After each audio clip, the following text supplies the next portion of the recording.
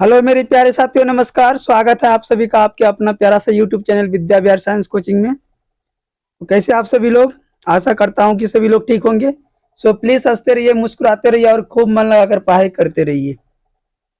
मेरे प्यारे छात्रों, आज आप लोगों के लिए लेके आ गए क्लास 12 की हिंदी चैप्टर 10 अधिनायक। ठीक है, काव्य खंड के 10वां चैप्टर जो है अधिनायक। आज इस चैप्टर का जो है फुल एक्सप्लेनेशन हम लोग समझेंगे, एकदम बड़े ही मजेदार से। ठीक है, चलिए बिना टाइम गवाते हुए क्लास को स्टार्ट करते हैं। और जो भी बच्चे नए आए इस चैनल पे, चैनल को सब्सक्राइब करेंगे और सभी लोग फटाफट वीडियो को एक बार शेयर कर देंगे अपने साथियों की तरफ। ठीक है, चलिए स्टार्ट करते हैं बाबू। चैप्टर है आपका बाबू अधिनायक। क्या है नाम चैप्टर का? अधिनायक। जो लेखक है इसका रघुवीर सहाय जी। लेखक कौन है? रघुवीर सहाय जी। और इनका जो जन्म हुआ था 9 दिसंबर 1929 ईस्वी में और निधन 30 दिसंबर 1990 ईस्वी में। रघुवीर सहाय का जन्म कब हुआ था? 9 दिसंबर 1929 ईस्वी में और मृत्यु जो हुआ था बाबू 30 दिसंबर 1990 ईस्वी में। ठीक है, याद रखेंगे सभी बच्चे। जन्म स्थान है बाबू लखनऊ उत्तर प्रदेश। जन्म स्थान कहाँ है इसका? लखनऊ उत्तर प्रदेश। और इनके पिताजी का जो नाम है हरदेव सहाय, जो कि एक शिक्षक थे। क्या थे? एक शिक्षक थे। और रघुवीर सहाय की यदि हम लोग शिक्षा की बात करेंगे, पढ़ाई लिखाई की यदि बारे में बात करेंगे बाबू, तो उन्होंने एमए किया था अंग्रेजी विषय से। कहां से? लखनऊ विश्वविद्यालय लखनऊ से, याद रखिएगा। रघुवीर सहाय ने एमए किया था अंग्रेजी विषय से। कहा में? लखनऊ विश्वविद्यालय से। अभिरुचि की यदि हम लोग बात करेंगे तो इनकी अभिरुचि है बाबू संगीत सुनने में, मतलब गाना सुनने में और फिल्म देखने में ज्यादा इनकी अभिरुचि है। और कहते हैं कि उन्होंने कौमुदी कविता केंद्र की स्थापना की थी। कौमुदी कविता केंद्र की स्थापना किसने की थी? कमेंट में जरूर आप लोग बताएंगे। ठीक है, कौमुदी कविता केंद्र की स्थापना किसने की थी? रघुवीर सहाय ने। और उनका संचालन भी किया था। ठीक है, रघुवीर सहाय पेशे से एक पत्रकार थे। पत्रकार जानते हैं ना, पत्र छापने वाला, मीडिया वाला, जानते हैं आप लोग ना? तो वो एक पत्रकार थे पेशे से। उन्होंने पत्रकारिता का आरंभ नवजीवन, नए जीवन में लखनऊ से किया था, याद रखिएगा, शुरुआत में ही। इसके बाद समाचार विभाग, आकाशवाणी, नई दिल्ली और फिर नव भारत टाइम्स, जो कि नई दिल्ली में विशेष संवाददाता के रूप में काम किया था। आकाशवाणी आप लोग जानते हैं, समाचार विभाग आकाशवाणी जो पहले रेडियो में दिया करता था, उनमें भी इन्होंने काम किया था। नव भारत के रूप में भी काम किया था। उन्होंने 1979 ईस्वी से, एक मिनट, उन्होंने 1979 से 1982 तक दिनमान, याद रखिएगा सभी बच्चे, दिनमान समाचार पत्र जो है साप्ताहिक के प्रधान संपादक के रूप में काम किया था। कब से कब तक? 1979 से 1982 तक दिनमान जो समाचार साप्ताहिक के प्रधान संपादक के रूप में काम किया। किसने? रघुवीर सहाय ने। आगे चलते हैं, आगे की ओर देखिएगा क्या है आगे बाबू की। रघुवीर सहाय ओग्य द्वारा संपादित दूसरा सप्तक के माध्यम से कवि रूप में लोगों के सामने आया था। जब ये ओग्य जी, जब ये कविताएं कहानी लिखते थे ना, उसी समय जब इनकी दूसरा सप्तक आया कविता, तो उसी समय इन्होंने कवि के रूप में, मतलब एकदम उभर के लोग जानने लगे कि ये भी कवि, जाने माने लगे। ठीक है, आगे रचनाएं की बात करते हैं बाबू। रचनाएं इनकी पहली जो कविता है सबसे पहला जो है सीढ़ियों पर धूप में। सीढ़ियों पर धूप में, आत्महत्या के विरुद्ध, ये सारे इनकी कविताएं हैं। हंसो हंसो जल्दी हंसो, लोग भूल गए हैं कुछ पत्ते कुछ चिट्ठियां, ये सारे इनके क्या है? कविताएं हैं। किनके? रघुवीर सहाय के। कहानियों की यदि बात करेंगे बाबू, तो कहानी है इसका रास्ता इधर से है, जो आदमी हम बना रहे हैं, ये सब क्या है? इनकी कहानियां हैं। अभी तक मात्र इन्होंने लगभग 2 ही कहानियां लिखा है, बाकी कविता जो है बहुत सारे लिख दिए हैं। निबंध की यदि बात करेंगे बाबू, तो दिल्ली मेरा प्रदेश लिखने का कारण उबे हुए सुख, एक मिनट, उबे हुए सुख सुखी है और नहीं होंगे जो मारे जाएंगे, उबे हुए सुखी हुए और नहीं होंगे जो मारे जाएंगे, यथार्थ यथा स्थिति नहीं, ये सारे इसके निबंध था। ठीक है, याद रखेंगे सभी बच्चे। कुछ इंपॉर्टेंट बातें इनके बारे में याद रखेंगे आप लोग बाबू। कहता है कि संपूर्ण जो रचनावली है 6 खंडों में है। कितने खंडों में ये विभाजित है इसके रचनावली? 6 खंडों में। राजकमल प्रकाशन नई दिल्ली से इसके सारे रचनाएं जो है प्रकाशित हुई थी। कहां से? नई दिल्ली से। कौन सी प्रकाशन से? राजकमल प्रकाशन से। याद रखेंगे सभी बच्चे। आगे है बाबू कि लोग भूल गए हैं, जो इनकी कविताएं थी ना, ये क्या थे? इनके कविता था। ठीक है, जो इनका कविता था कि लोग भूल गए हैं, इन कविता पर उन्हें 1984 ईस्वी में साहित्य अकादमी का पुरस्कार मिला था। याद रखिएगा कि रघुवीर सहाय को साहित्य अकादमी का पुरस्कार किस कविता पर और कब दिया गया था? याद रखेंगे बाबू, लोग भूल गए हैं 1984 में दिया गया था। ठीक है, चलते हैं अब चैप्टर स्टार्ट करते हैं। यहां तक हमने लेखक के बारे में जान लिया, रघुवीर सहाय के बारे में। ठीक है, याद रखेंगे सभी बच्चे। तो एक बार फटाफट कमेंट में बताएंगे कि रघुवीर सहाय का जन्म कब हुआ था? 9 दिसंबर 1929 ईस्वी में। ठीक है, कहां में हुआ था? लखनऊ, उत्तर प्रदेश। याद रखेंगे सभी बच्चे। चलते हैं, स्टार्ट करते हैं बाबू। देखिएगा फर्स्ट स्टेंजा जो है बाबू, फर्स्ट जो लाइनें हैं उस लाइन को बड़े ही अच्छे तरह से ध्यान से सुनिएगा। एक भी क्वेश्चन नहीं छूटेगा यदि सुन लीजिएगा अच्छे तरह से तो। और वीडियो के अंत तक बने रहिए सभी बच्चे, और ज्यादा से ज्यादा हो सके तो वीडियो को लाइक शेयर कमेंट जरूर करें। कहते बाबू कि राष्ट्रगीत में भला कौन वह? राष्ट्रगीत में देखो, राष्ट्रगीत आप लोगों को पता है ना कि हमारा जो राष्ट्रगीत है जन गण मन अधिनायक जय, है ना? उतना तो हमको गणा नहीं है, बस आपको हम बता दिए। तो वही जो राष्ट्रगीत में है उसी में कहता है कि राष्ट्रगीत में भला कौन हुआ? भारत भाग्य विधाता, फटा सुतन्ना पहने जिसका गुण हर चरना गाता है। यहाँ जो ये जो हर चरना है बाबू, कोई आदमी का नाम नहीं है, मान लिया जाए कि यह एक आदमी है। ठीक है, चलिए इसका हिंदी एक्सप्लेनेशन जानते हैं। कहते हैं राष्ट्रगीत में भला कौन हुआ? भारत भाग्य विधाता है, फटा सुतन्ना पहने जिसका गुण हर चरना गाता है। आइए इनका मीनिंग जानते हैं क्या होता है। इसका मीनिंग यह है बाबू, कहते हैं कि प्रस्तुत जो पंक्तियां हैं वो रघुवीर सहाय द्वारा लिखित कविता अधिनायक से ली गई है। ली गई है, आप लोगों को भी ये पता है। और इस पंक्ति के माध्यम से कवि कहते हैं कि पता नहीं राष्ट्रगीत में वह भाग्य विधाता कौन है। अभी तक ये पता नहीं चला है कि हम लोग जो बोलते हैं भारत भाग्य विधाता, वो कौन है जिसका गुण गान फटा सुतन्ना यानी फटा हुआ कपड़ा पहन करके हर चरना कर रहा है, गुण गा रहा है या कर रहा है। इस लोकतांत्रिक व्यवस्था में भी पता नहीं किसका गुणगान किया जा रहा है। ये जो हमारा जो देश है, भारत जो देश है, ये लोकतांत्रिक का देश है, लोगों का देश, समझ रहे हो ना? फिर भी इस लोकतांत्रिक में जो है यहाँ पर हर चरना जो है उस राष्ट्रगीत में फटा हुआ कपड़ा पहन करके किसी का गुण गा रहे हैं। आखिर वो कौन है? भारत भाग्य विधाता। आशा करता हूं कि आप लोगों को ये लाइनें समझ में आ गया। ठीक है, चलते हैं सेकेंड लाइन की ओर। सेकेंड लाइन है आपका बाबू, खटमल टमटम बल्लम तुरही, सॉरी, मखमल टमटम बल्लम तुरही, पगड़ी छत्र चंबर के साथ तोप छुराकर ढोल बजाकर जय जय कौन कराता है। मखमल टमटम बल्लम तुरही, पगड़ी छत्र चंबर के साथ तोप छुराकर ढोल बजाकर जय जय कौन कराता है। आइए इसका मीनिंग जानते हैं एकदम अच्छे तरह से।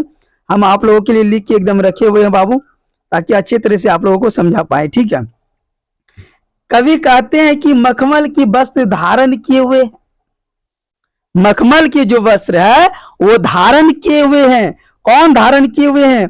और टमटम पर सवार बल्लम तुरही आदि ठीक है, राज्य से प्रतीकों के साथ पगड़ी धारण किए हुए, सिर के ऊपर छाता और जिसके आगे पीछे लोग चंबर डुला रहे हैं। वो जो भारत भाग्य विधाता जो है ना, वो मखमल का जो है वस्त्र पहने हुए हैं, ठीक है, धारण किए हुए हैं, और वो टमटम पर सवार होकर के आ रहे हैं, और बल्लम तुरही राज के प्रतीकों के साथ वो पगड़ी भी बंधे हुए हैं अपने माथे में एकदम, ठीक है, और उसके सिर के ऊपर जो है छाता है, ठीक है, और उनके आगे पीछे लोग जो है चंबर डुला रहे हैं। मतलब जो वो रामायण में जो पंखा जो डुलाता है ना, रावण के जो आगे पीछे रहता है वही डुला रहे हैं। जो अपने स्वागत में तोपों की सलामी दिलवाता है, और वो ढोल गाने बजवाकर अपनी जय जयकार करवा रहा है। वह कौन है? कवि रघुवीर साहब जी कहते हैं, आखिर वो कौन व्यक्ति है जो कि पे सवार होकर मखमल का वस्त्र पहन करके माथे पे एकदम पगड़ी बांधे हुए हैं, और वो आ रहे हैं, ठीक है, और उनके आगे पीछे लोग हैं एकदम चंबर लेकर के डुला रहे हैं उनको,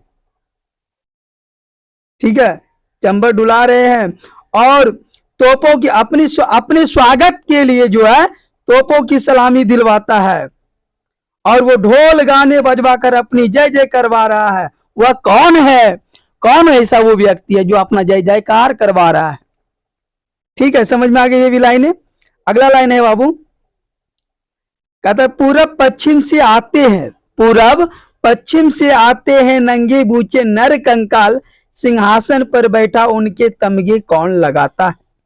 पूरब पश्चिम से आते हैं नंगे बूचे नर कंकाल, सिंहासन पर बैठा उनके तमगे कौन लगाता है।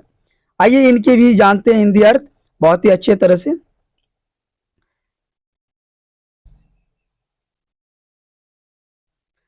इस पंक्ति के माध्यम से कवि रघुवीर साहब जी यही कहते हैं कि जो राष्ट्रीय जो हमारा जो त्योहार है ना, उन त्योहार पर सभी दिशाओं से जनता जो है नंगे पांव आती है, जितने भी जनता है वो नंगे पांव आते हैं, और गरीब के कारण वे कंकाल की तरह प्रतीत हो जाते हैं। भूखे प्यासे रह करके वो एकदम कंकाल एक करंग के जैसा बन जाते हैं, ठीक है, और गरीब किसानों की जो कमाई है जनप्रतिनिधियों द्वारा हड़प लिया जाता है। जितने भी जो बड़े बड़े लोग हैं ना, जो बड़े बड़े उच्च अधिकारी है, वो छोटे छोटे व्यक्तियों का ऊपर दबाव कर देता है, मतलब शोषित हो जाता है। जितने भी मध्यम वर्गीय लोग हैं, गरीब परिवार है, वो बड़े परिवारों के द्वारा शोषित बन जाते हैं, उनकी बातों पर ये चलने लगते हैं, कि नहीं, उसके दबाव में आ जाते हैं। यही बात कहते हैं कि गरीब किसानों की कमाई जो है जनप्रतिनिधियों द्वारा हड़प लिया जाता है, बड़े बड़े लोगों नेता द्वारा हड़प लिया जाता है।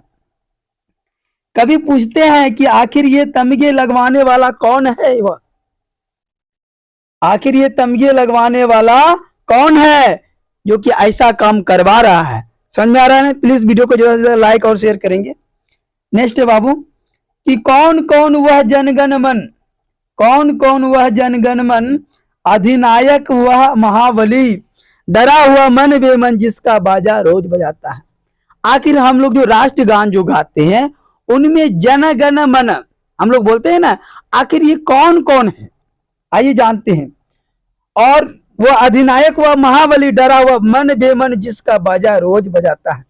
डरा हुआ मन है, बेमन, फिर भी वो बाजा बजाता है। आखिर ऐसा क्यों?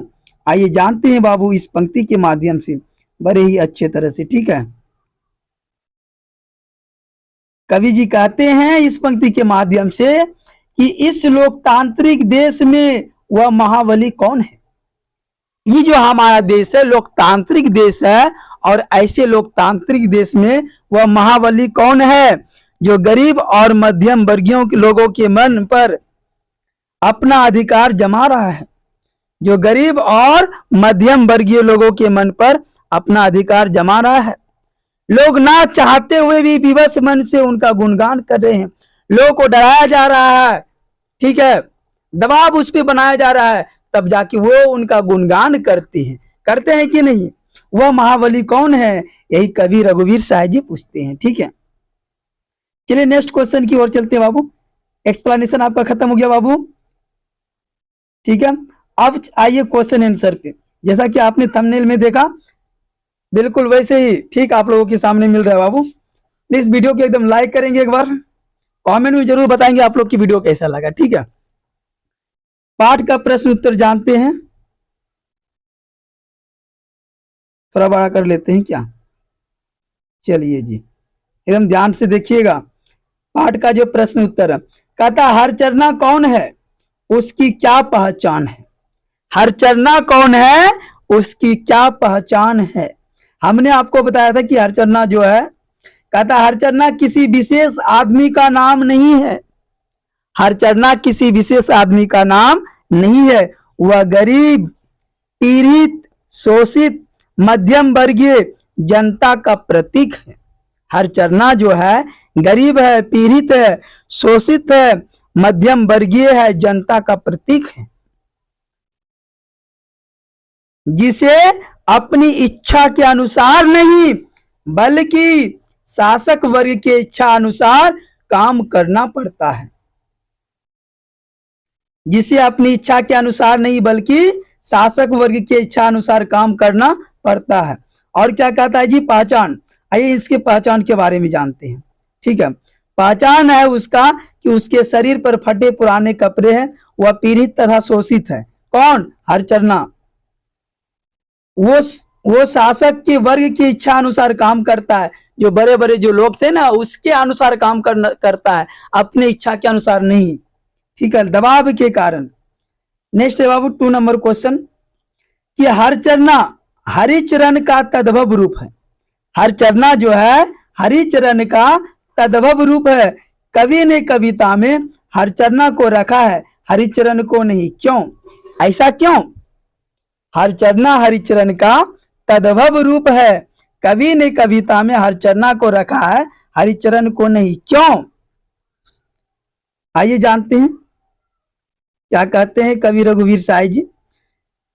कवि ने ऐसा इसलिए किया क्योंकि हरचरना जो है दबे कुचले, गरीब, शोषित, आम लोगों का प्रतिनिधि है। कवि ने ऐसा इसलिए किया क्योंकि हरचरना जो है दबे कुचले, गरीब, शोषित, आम लोगों का प्रतिनिधि है। इस वर्ग के लोगों के नाम ऐसे ही होते हैं, जो मध्यम वर्ग के जो लोग होते हैं ना, उसका नाम बिल्कुल इसी प्रकार से होते हैं। वही हरिचरण का जो नाम है, जो कि आम जनता का प्रतिनिधित्व का प्रतीक, वो नहीं है।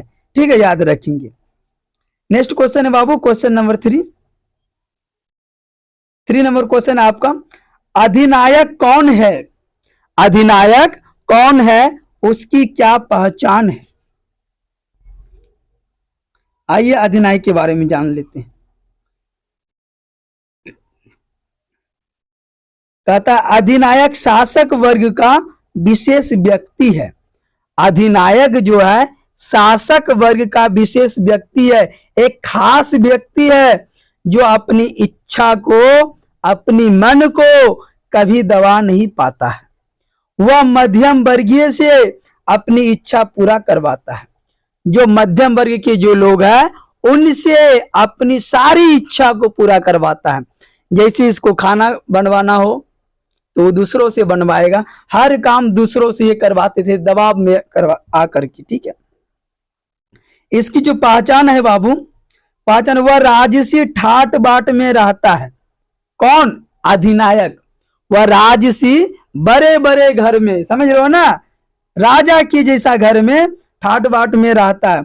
वह दूसरों पर अपनी इच्छा थोपना चाहता है। कोई भी काम अपने से नहीं करता है, दूसरे के ऊपर थोप देता है। कौन? अधिनायक। वह तानाशाही होता है। कौन? अधिनायक तानाशाही होता है। क्या आप लोगों को समझ में आ गया? चलिए नेक्स्ट क्वेश्चन नंबर बाबू 4 हो जाएगा आप लोगों का। 1 मिनट, क्वेश्चन नंबर 4 है आपका बाबू, कि जय जय कराना का क्या अर्थ है। जय जय कराना का क्या अर्थ है? जय जय कराना का अर्थ होता है दूसरों से अपनी प्रशंसा करवाना। दूसरों से अपनी प्रशंसा करवाना, यानी कि कुछ लोग ऐसे होते हैं जिनको अपनी प्रशंसा सुनने की बहुत लालसा होती है। ठीक है, और वह दूसरों से अपनी प्रशंसा जबरदस्ती करवाना चाहते हैं। जय जय कराना का क्या अर्थ है? क्वेश्चन नंबर 4 देखेंगे सभी बच्चे। जय जय कराना का क्या अर्थ है? तो जय जय कराना का अर्थ है दूसरों से अपनी प्रशंसा करवाना, अपनी बड़ाई करवाना। यानी कि कुछ लोग ऐसे होते हैं जिनको अपनी प्रशंसा सुनने की बहुत लालसा होती है और वो दूसरों से अपनी प्रशंसा जबरदस्ती करवाना चाहते हैं। ठीक है, नेक्स्ट क्वेश्चन नंबर 5 है आपका बाबू।